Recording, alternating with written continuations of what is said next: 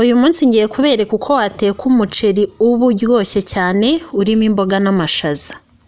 Ni umuceri rero wihagije, nta zindi mboga wakenera ku ruhande zo kuwurisha, unabishaka rwose n'isosi yo kuwurisha si ngombwa kuko wo ubwawo urihagije kandi ufite icyanga.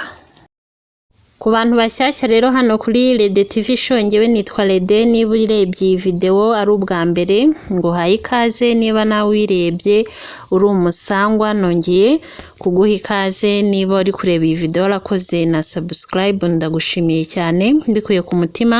Niba nawe rero utarakora subscribe, please ndagusabye ikore kugira tujye tubana mu video menshi kandi meza agiye atandukanye.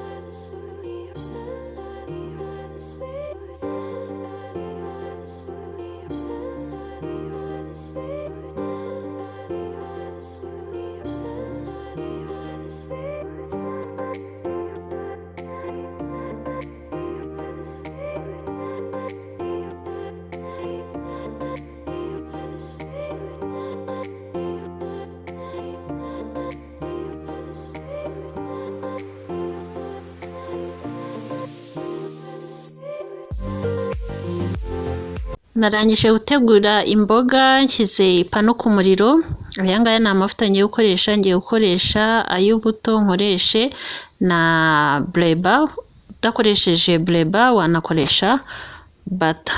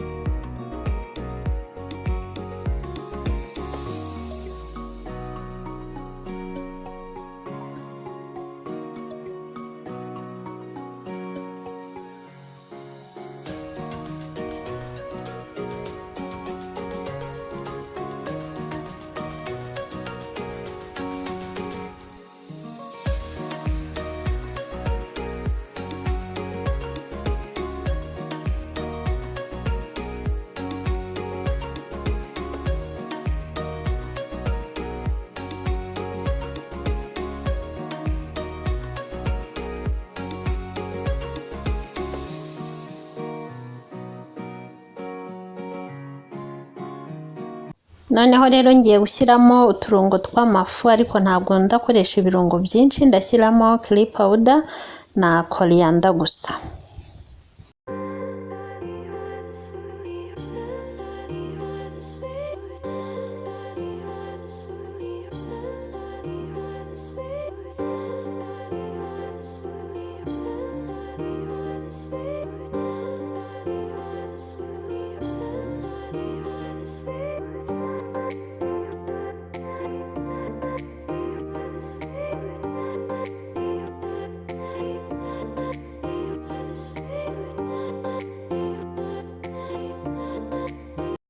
Noneho rero ngiye gushyiramo umuceri natetse ku ruhande, ntabwo nawuberetse kubera ko icyo nakoze ni ukuwubiza gusa n'umunyu.